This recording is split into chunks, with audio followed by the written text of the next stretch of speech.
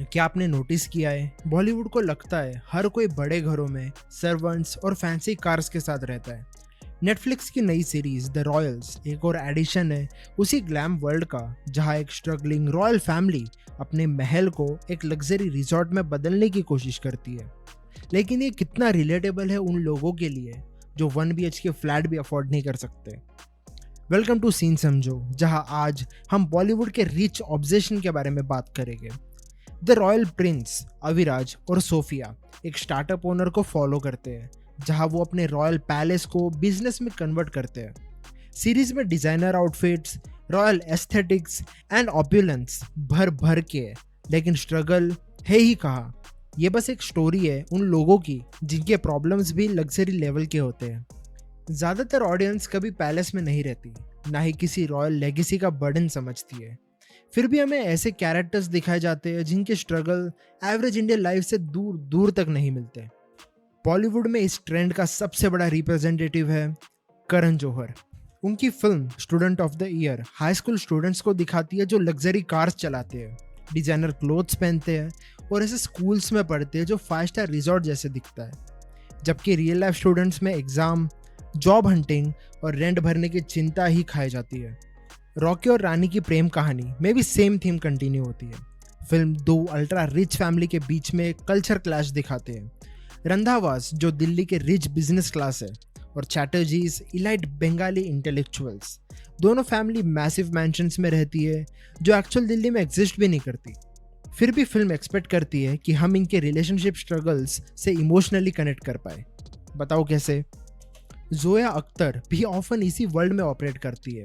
दिल धड़कने दो एक लग्जरी क्रूज शिप पर होती है, जहां एक हाई सोसाइटी फैमिली अपने पर्सनल और बिजनेस इशू से डील करती है, all while sipping a wine on a deck. जिंदगी ना मिलेगी दोबारा 3 फ्रेंड्स को स्पेन ट्रिप पर दिखाती है, luxury cars, adventure sports and week long break from work. But real life में कौन अफोर्ड कर सकता है ये सब एंड ऐसा वेकेशन बिना किसी फाइनेंशियल प्रेशर के? सोनम कपूर की आयशा भी इसी नैरेटिव को फॉलो करती है।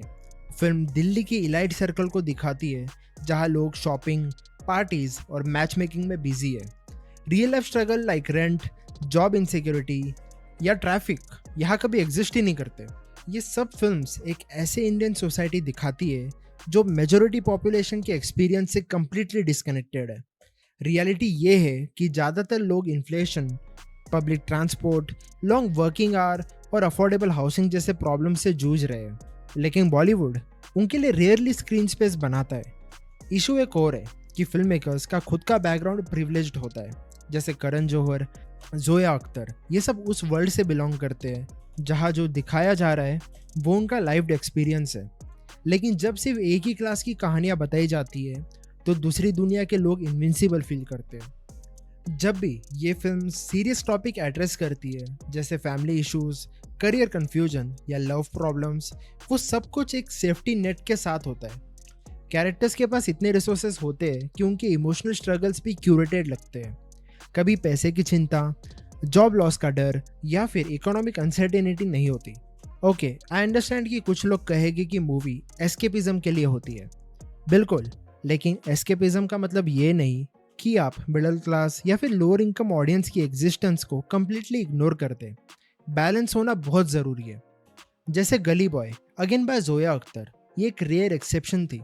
मूवी ने मुंबई की एक लोअर इनकम नेबरहुड की स्टोरी दिखाई जहाँ स्ट्रगल रियल था। वो फिल्म प्रूफ है कि कंपेलिंग स्टोरी टेलिंग के लिए आपको पैलेस या यॉट की ज़रूरत नहीं होती। तो अगर आप भी रिच पीपल प्रॉब्लम्स देख देख कर बोर हो चुके हैं तो कमेंट्स में बताएं कौन सी बॉलीवुड फिल्म ने आपको रियल इंडिया दिखाया है।